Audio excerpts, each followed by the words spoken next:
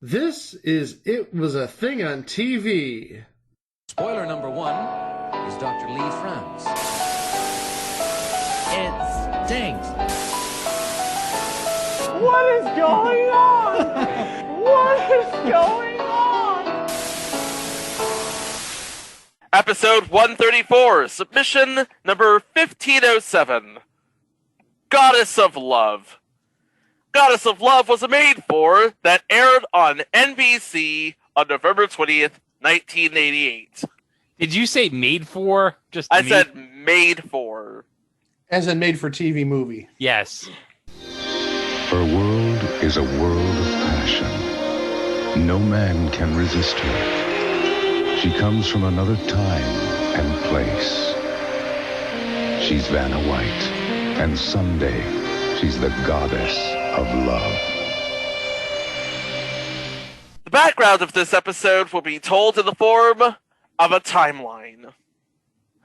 1975, as a stipulation for the cancellation of the original version of Jeopardy, NBC picks up a new Merv Griffin show, Wheel of Fortune, after two pilots.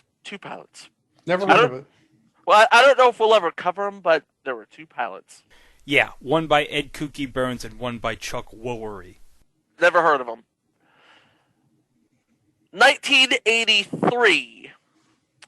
Spurred by the success of the network version, Merv Griffin sold Wheel of Fortune to syndication around the time there was a bit of a shakeup in personnel.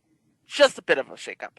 The delightful Susan Stafford was replaced with a young actress / model who came from North Myrtle Beach, South Carolina, and whose two appearances were in a forgettable TV movie. I don't know if it was a TV movie, but it was a forgettable movie, and one round of The Price is Right. And that woman's name is Vanna White. Oh, yeah. Guys, Vanna White in the 1980s captured the heart of America. Where couldn't you find Vanna White in the late 80s? You had Pat and Vanna actually doing like a railroad tour. They actually went by train across the country, and they were greeted by humongous crowds. Absolutely amazing, thousands of people at every stop. But then also Vanna was so popular, she had her own book, her autobiography, Vanna Speaks. And if that wasn't enough for the guys out there, she was in Playboy magazine. Ooh! Yeah, but... Yeah. And if I remember correctly, Merv was not terribly pleased that she did Playboy because she has a very wholesome image. Not that the photos were tasteless, mind you, but yeah, you've got millions of people watching her every day of all ages, and I'm sure that would put her in a bit of a negative light, but also at the same time, the readers of Playboy did not mind. And actually, I thought I read somewhere that was one of the biggest selling issues ever. Yeah, I wouldn't be surprised. Yeah. Yes.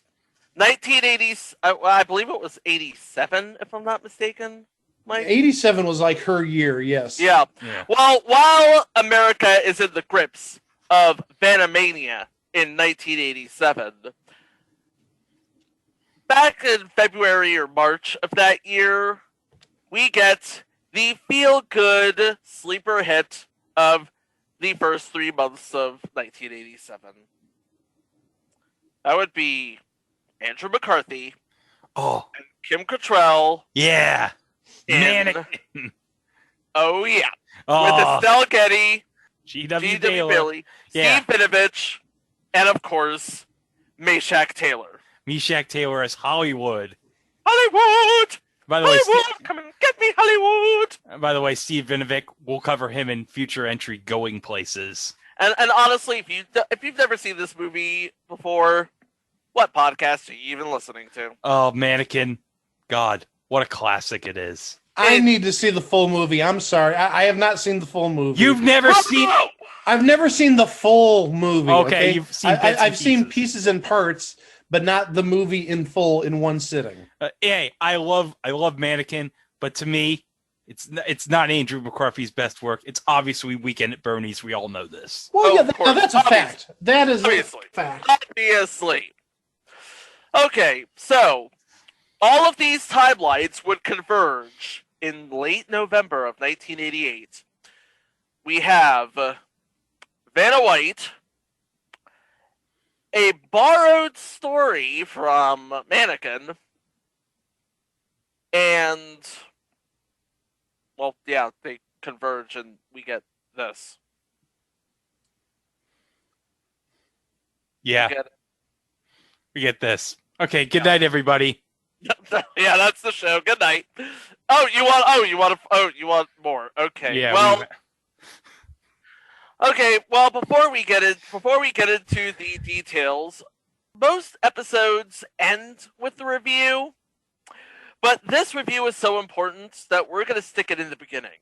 This movie's terrible. Yeah, it is. Yeah, now the show's done. That's all you need to know. Good night. Yeah, folks, I gotta let you guys know. I paid $4. American money. I paid actual money to rent this movie on iTunes because I didn't want to pay the money to buy this. I didn't want this in my video history forever. And I'm so glad I just paid to rent the movie. I'm so glad I didn't pay the $2 extra to have it in my iTunes videos forever. You cheap asses, $2 more? Yeah, it was. and then you would you pay the $2, you would have that movie forever, and then you could tell people, hey, I have that movie with Vanna White in it. Do you really think I would brag to people that I have in my iTunes? I've seen you brag to people about less, Greg. That is true. Before we go into the details of the movie, because Greg and I did do our due diligence and our due research on this movie, we do this for you, okay? Let's talk about the characters. Obviously, you have Mighty Aphrodite herself, played by Vanna White. You know she prefers to be called Venus. Fine! Venus!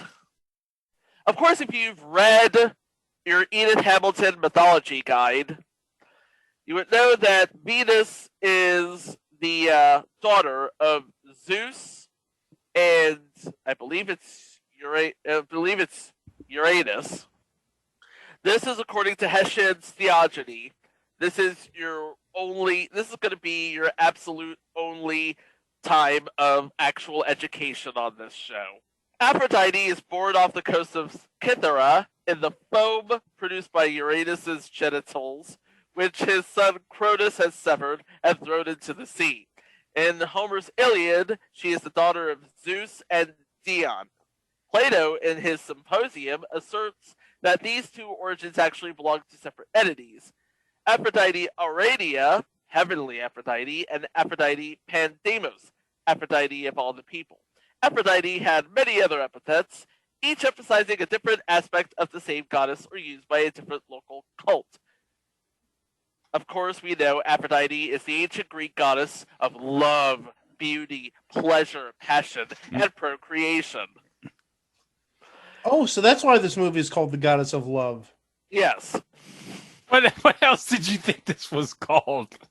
Well, I'm describing it for our listeners in case they didn't make the connection. Yeah. And of course, we all know, to put a long story short, Aphrodite was a wild child. Oh, yeah. Yes. She likes to start stuff, man. She likes to get freaky.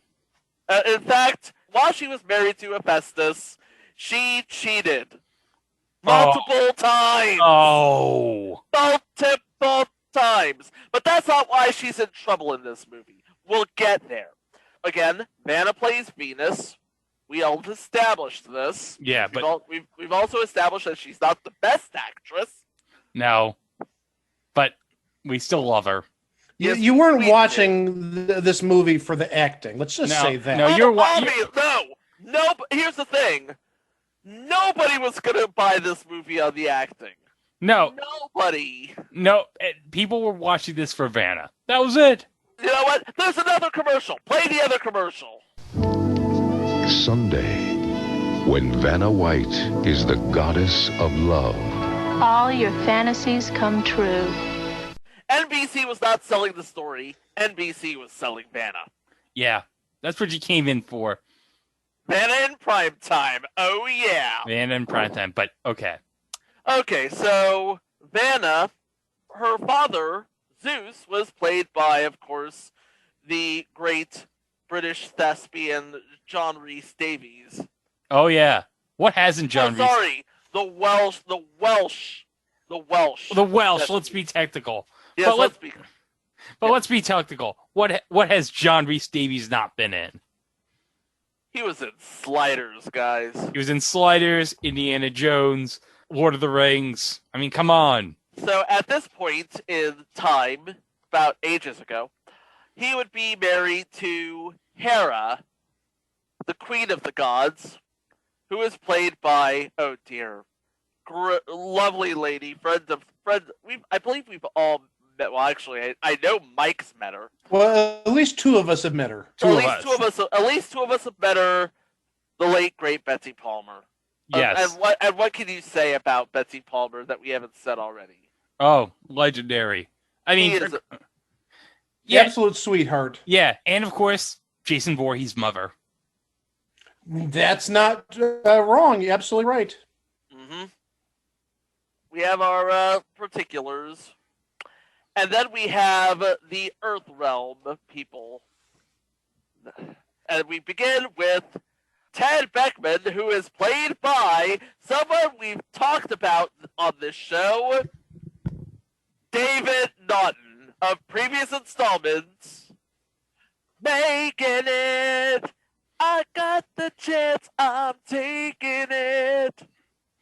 And he is betrothed to a lovely lady by the name of Kathy, who is played by Amanda Pierce, who of course would be on Married with Children at this time. Who, at this point, would still be married to Steve Rhodes at this point. Yes. For another, 2 seasons or so, yes. Yeah, Ted McGinley's not on yet. Okay, so we have Ted, we have his fiancée, Kathy. We also have his best friend, David Leisure, who plays Jimmy. And let's you know what? A good analog here would be Ted Mosby and Barney Stinson. Yeah, about 17 years early. About 17 years too early. Yeah, and by the way, if you don't know who David Leisure is... What podcast are you even listening to? What podcast are you even listening to? Because, okay, Joe Isuzu. Well, among other things, Joe Isuzu definitely around that time, but he was on Empty Nest. Empty Nest, yes. That's what he's best known for besides Joe Isuzu. Yeah. And he's just as smarmy in both of those roles. Oh, yeah. Uh-huh. He was very smarmy here, too. Oh, yes. And then you have Alfonso, their co-worker, played by the incomparable, legendary rock and roll icon, Little Richard. Yes. You mean to tell me that he was not supposed... This is a classic case of, I've seen this before. You're supposed to be Hollywood, aren't you? You can definitely tell the mannequin influences here. Oh, but yes. So, now that you have all the major players out of the way, now, of course, there are a few minor players, and we'll talk about them as we go along talking about this movie. But right now, you have a bare minimum understanding of what this movie is about. Okay, so now we're going to give you the I guess, the details. Yeah, I guess. Sorta. Okay. All right. Once upon a time, about 3 weeks ago. By 3 weeks, I of course mean 3,000 years ago. Yeah. Zeus has drug his daughter Venus in for what looks to be basically the mother of all come to Uranus meetings. You see what I did there? Yeah. Anyway, among other crimes, and this is all backed up by mythology, Venus is being charged with the deaths of 3 mortals. Not to mention that little thing that she did with Paris and Helen of Troy. So, Oh. yeah, Venus was like, Helen, you swing at the queen. You best not miss. Mm-hmm. And by the way, this is all backed up by mythology. So, good job there. But I'm afraid this is as good as the movie's ever going to get. Yeah. Because Zeus is pretty much fed up and has decided, we're going to banish you to the Earth realm until you learn the true meaning of love. Not only that, you must have someone. Well, help me out here. Was it someone who fell in love with him as well, or no? I don't remember. Okay. I already watched the movie once. I'm not even gonna bother trying to watch it again. Well, in any event, Venus is banished to the Earth realm, and to drive the point home, and possibly because, hey, you know what? Mannequin was a good movie. We're gonna turn you into a statue. Oh yeah, they're gonna turn her into a statue. And here's where things get a little bit hinky.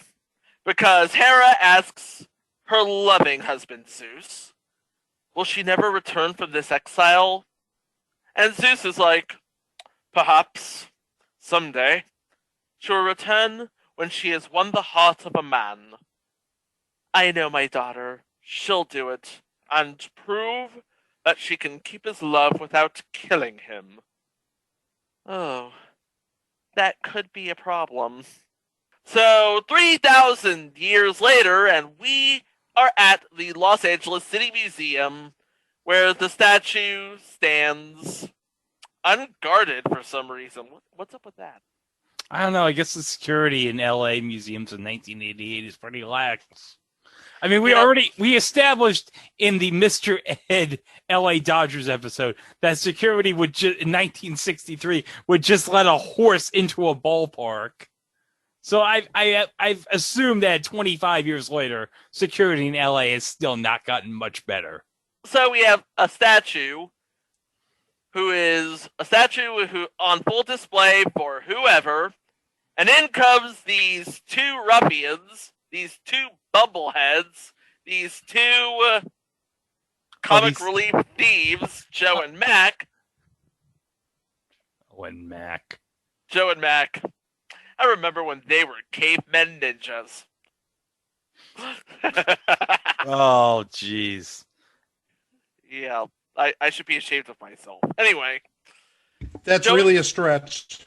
Just a bit, yeah. So Joe and Mac have devised a plan to steal the statue, which, let's be honest, it doesn't look like a marble statue. It's basically what television calls an antique marble statue. That is, one made out of plaster, obviously. So Joe and Mac are in drag, which is just odd because they don't have to be in drag to do this. This is just... Why are they in drag? They're just going to take it off anyway. Exactly. So they decide, once the crowd's cleared off, they're going to take the statue And, I don't even know what they're going to do with the statue. They just want to take the statue. Yeah, they don't. I don't think they explained why they need to take. I think they said they were going to take the statue somewhere. Yeah, but they never explained where. I thought they were going to take it to South America or something. Yeah, but what would they do with it in South America? I don't know. Maybe a museum in South America wants it. I don't know. I don't know either.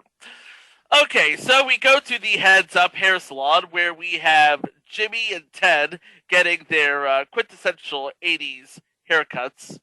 And Ted is explaining to Jimmy basically how being engaged works.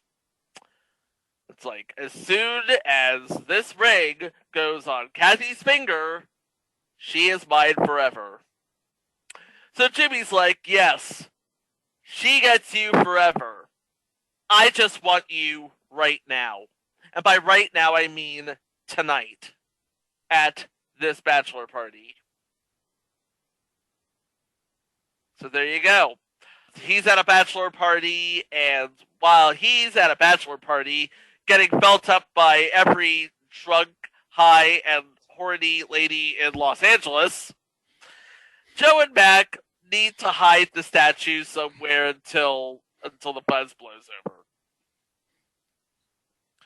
So they decide to hide it in a statuary garden. That makes sense, right? Statuary garden? And it just so happens to be the Pleasure Gardens next to the Pleasure Gardens Dancing Club. So as soon as Ted decides he wants to be a upstanding, good-hearted citizen, which, by the way, he totally is, really. Oh, yeah. He decides, okay, you know what? I need to take a walk. So he takes a walk into the statuary garden where the bad guys are hiding because they're hiding the statue in the statuary garden. Oh, yeah, and wacky shenanigans happen. Ooh! Wacky shenanigans.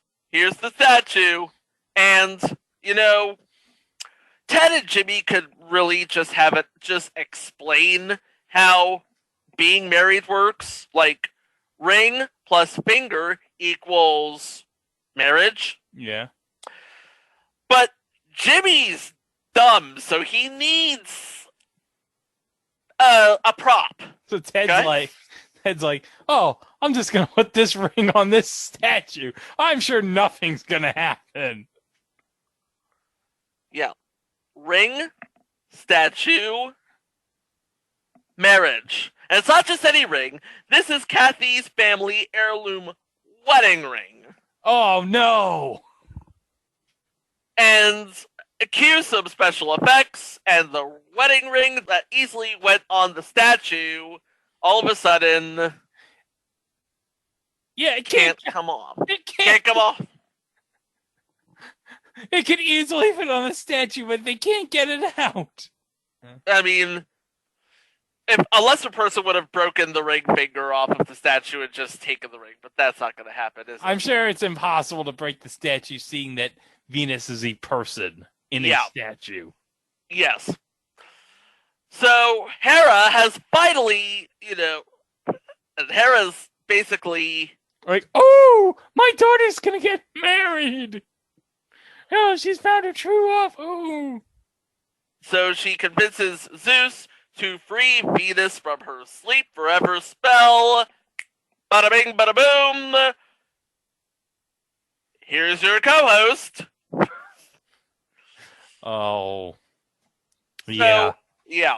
So basically, Venus has only so much time to get Ted to fall in love with her. Oh? And if they don't, she will return to her statuesque state for all eternity. Oh, no. That's horrible. Now if she doesn't find a man, she's going to be a statue forever. No, she doesn't have to find a man. She has to find the man. The man. Get the man to fall in love with her. Yeah. And eventually, Venus does find Ted and explains this whole story that 3,000 years ago she was put under a spell, and now that the ring is on her finger, hey, guess what? You and I are engaged to be married. But, Chico, But that's not how it works. that's not how it works. Greg, how does it work? Ring, finger, ceremony, marriage. That's how it works, people. You obviously, and obviously, comic shenanigans ensues, especially when Venus gets a look at Kathy, who is returning home from a trip from somewhere, and she gets. Oh, she's not happy. She's like, She's not happy one bit. She's She like, gets. She gives you the finger of doom. She's like, there- she's just Smite! Smite! And all the while, it looks like the police are looking for the statue, and the thieves are looking for the statue, and the police are looking for the thieves. So naturally, Ted might just be public enemy number one. While Ted is showing her around Los Angeles, where she learns about his car, which has magical horses underneath the hood, magical musicians inside the radio, and every gas station is basically holding food for said horses. Ted's basically trying to hide this secret and stave off Venus's sort of advances. And, get the ring back. yeah, that's all Ted wants. He wants the ring back. All Ted wants is the ring back. No, Venus won't let him do it. Nope. And for sure, he's not going to let him have eyes for another woman. No. So, shenanigans ensues. We have perhaps the worst montage ever, aka just another excuse to show off as much of Vanna as possible.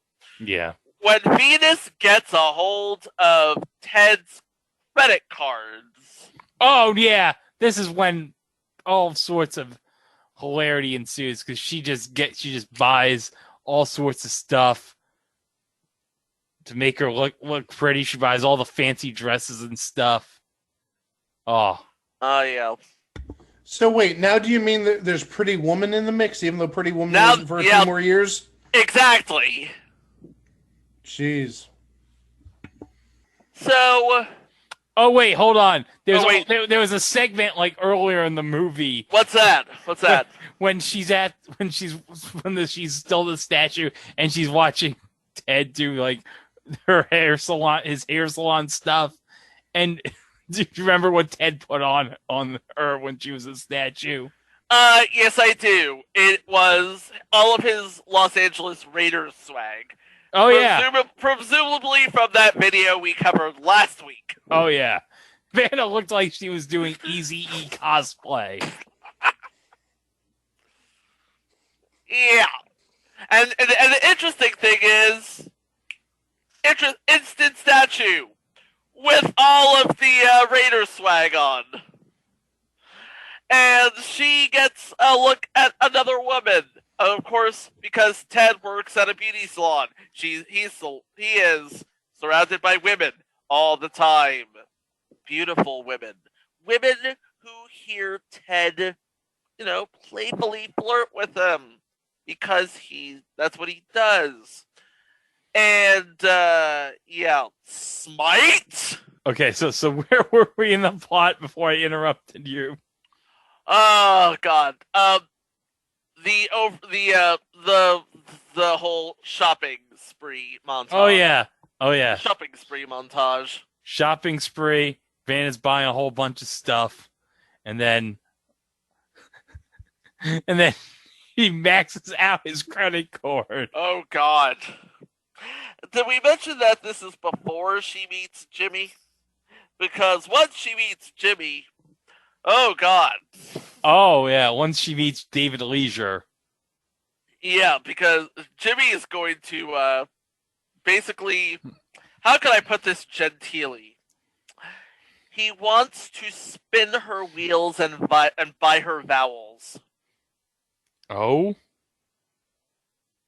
Yeah. Spin her wheels, buy her vowels, solve her puzzles. Yeah, I know. She wants to touch her Game Boy. I know. I know what you're talking about. What are you trying to say, Chico? Intercourse. Oh! I've never heard it quite talked about in that manner. Well, there you go. He wants to do that stuff. So, obviously, she only has eyes for Ted because, hi, Ted's ring. It's getting close, and Ted has not gotten the ring, so he needs Jimmy to do the next best thing. Buy the dummy ring. So buy the dummy ring, and, keep Venus away from the wedding. Easier said than done, isn't it? Hmm. Wait, hold on. Venus is still trying to win Ted over Kathy, because, let's be honest, she hasn't learned anything about true love yet. No. For a goddess of love, she could be really dense about the whole subject. Oh yeah, she really is. It's like Howie in the Poland show. For someone so smart, he's not that bright. For someone who's a goddess of love, she really is unaware of how love works. Yeah. So she goes to the one person who might be able to help, and it just so happens that they got into an argument as soon as they first meet. That, of course, would be Alfonso, Little Richard's character. And, let's just say she's put in rollers, those foam little snake-looking things. Oh yeah. And one of those classy mud masks that were so popular in the 80s and are still popular now. And she's not happy with this. No, how can I put this? Smite! Oh yeah. Little Richard gets it from Vanna. And so does the inside of the hair salon. Oh yeah. So, and funny thing is, everybody seems to be nonplussed about this. There's nobody thinks to look for a blonde lady who may look like Eazy-E wearing a mud mask. We can't forget the mud mask. And meanwhile, while Ted is going to lunch with Kathy and Venus is smiting the beauty salon, we see the thieves try and scope out Ted's swanky pad, trying to get us look at the statue. They don't get a look at the statue, but they do get a look at Jimmy in a frizzy blonde wig, trying to, make it look like the statue has come to life or something. I don't know. I don't know what the point is of David Leisure in drag. I really don't. No, nobody wants to see David Leisure in drag. But the thieves finally make their move, try and steal the statue, and it just so happens, the statue's not there. Because guess who, bitches? Who? Smite! Oh. Yeah, and this leads to a quick arrest, and they're still looking for the statue. Like, it's like, how is this even going to work? Well, cue the day of the wedding. Because Ted and Kathy, despite all of Venus's wiles, are about to get married. Until, if anybody has any objection to this wedding, speak now or forever hold their peace. Doors fly open, and in comes Venus, still wearing Ted's ring. Oh yeah, because he was gonna have a fake ring. Yep. You don't forget about that fake ring, because Jimmy did find a fake ring. And apparently Kathy is very smart because she sees right through it. Because Yeah, he's like, this is nothing. Where'd you find this? In a Cracker Jack box? She didn't actually say where'd you find it. It was in Cracker Jack box, but I wish she had said that. Well, obviously, Ted takes Kathy and Venus and explains the whole shoot and match, and at long last, Ted finally declares his undying love for Kathy. And Venus doesn't take it well. No, she doesn't. But for all her smiting, she couldn't bring herself to smite Ted. Because, guess what? Are you ready for this? She's finally learned the meaning of true love. Just as she is resigned to her fate as a 5'4" plaster cutout, Zeus decides to release her from her spell. Just kidding. She gets frozen. Again. But, because Venus learned a lesson, she's going to get another shot at love. Mm-hmm. And the whole thing basically ends with Kathy tossing her bouquet in the air and somehow it ending up in the hands of Venus, who somehow is magically back in the museum in L.A. And that's the movie. There you go.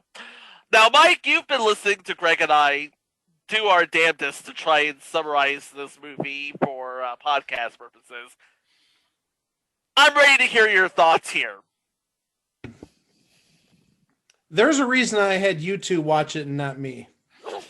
Because you don't want to waste 2 hours of your life watching this. And $4, yes. And $4. 2 hours of, yeah.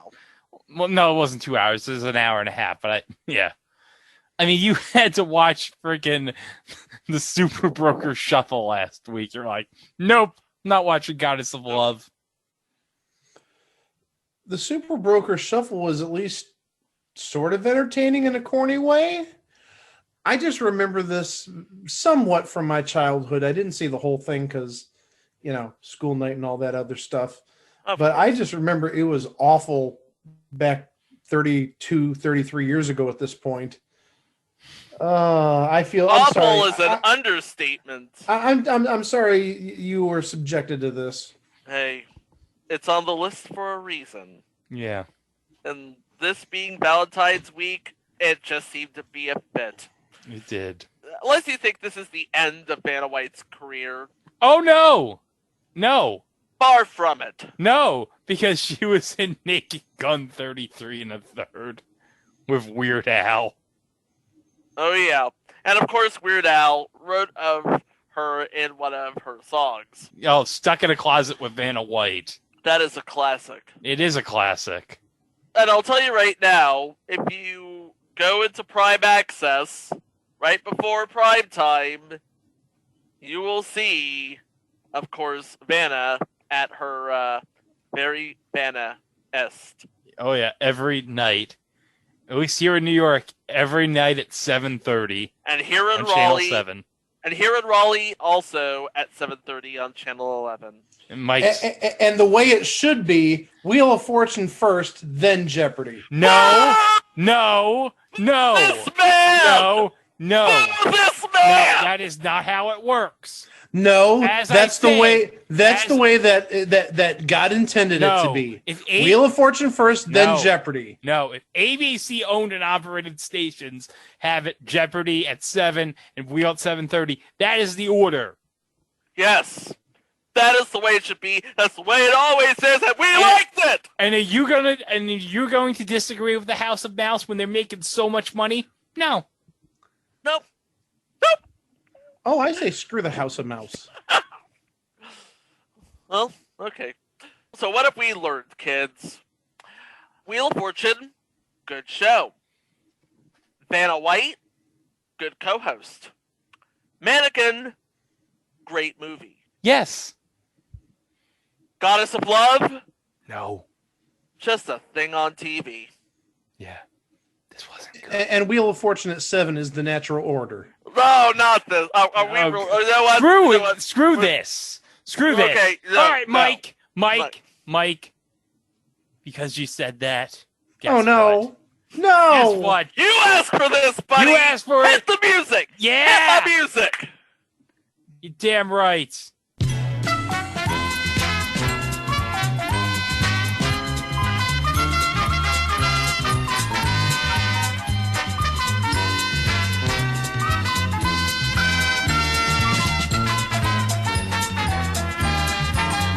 Okay, so you are bidding on a vintage 1991 Game Tech Wheel of Fortune Golden Edition for IBM PCs. That's a good addition. Oh yeah, it is. You got over 1,000 new puzzles. 1,000 new puzzles on these 2 floppy disks. It contains a 5¼ inch floppy and a 3.5 inch floppy.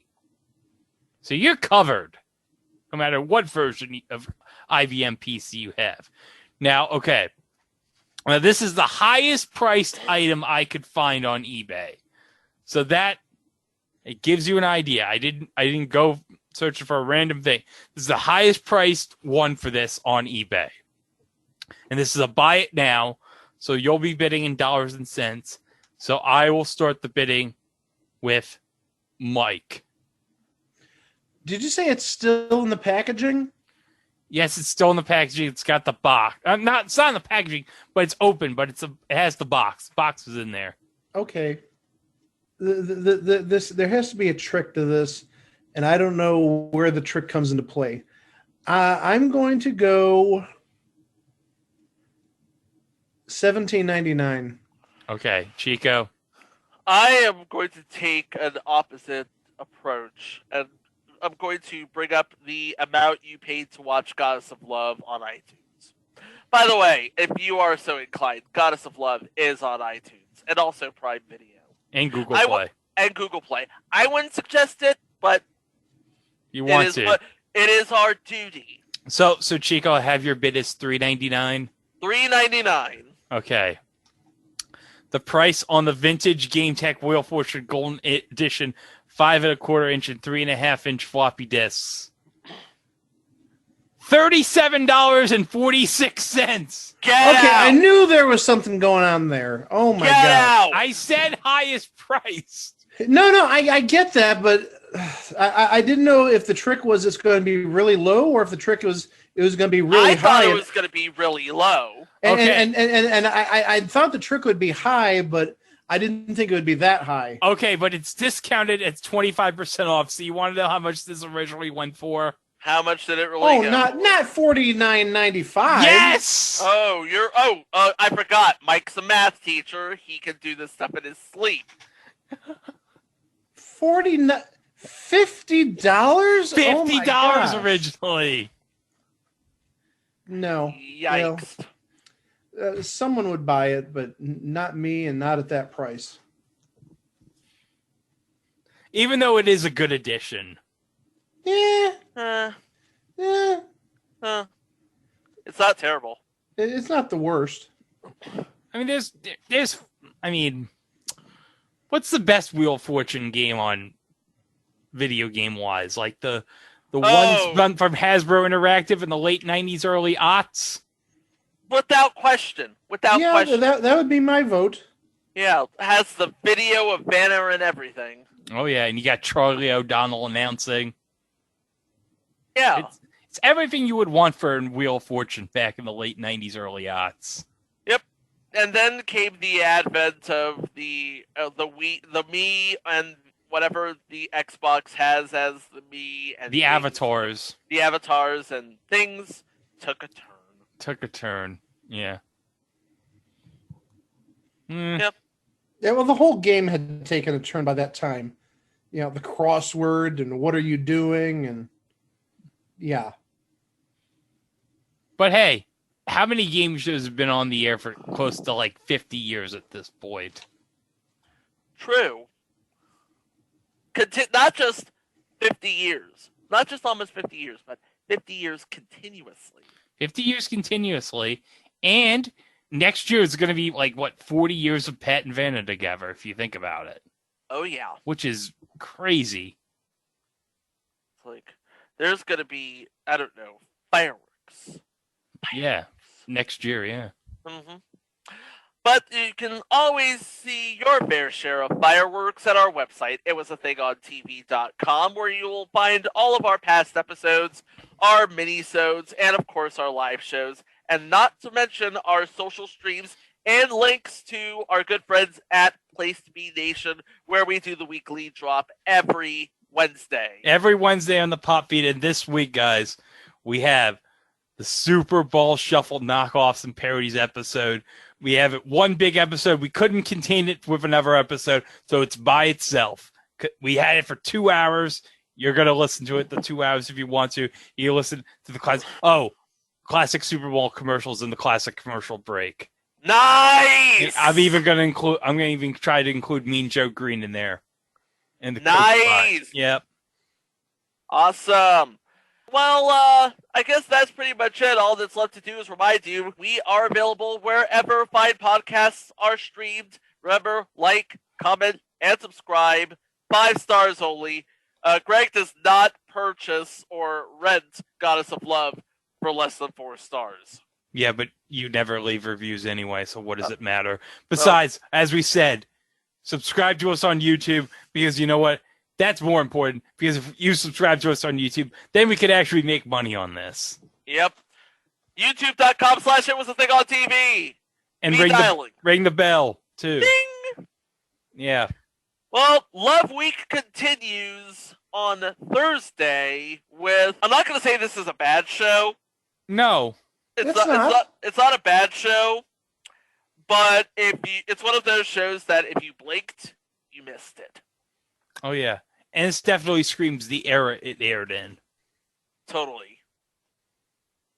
But we'll talk about that on our next installment of It Was a Thing on TV. Thanks for listening. Have a great week, everybody. Wow! Where is she? Bob Euchre. She's here. Where is she? No, Euchre, I got bad news for you. Vanna White just left. She's They going told out. me she was just here, No, Gino. you missed her. You of all guys, not my buddy. Come on. Hey, you've Come been on, going all Gino. over this building, Yeah. scouring this building for Yeah. Vanna White. And I'm sorry, pal, I have to tell you this, Bob Euchre. I don't know if she wants to see you. She wants to see me. She wrote me all kind of letters. She wrote you letters? Yeah, some guy named Vance White. No. This is Vanna White from Wheel of Fortune. Bob Euchre, I'm sorry. Let's get back to Gorilla and Jesse. I'm sorry about that, pal. I don't know what to tell you.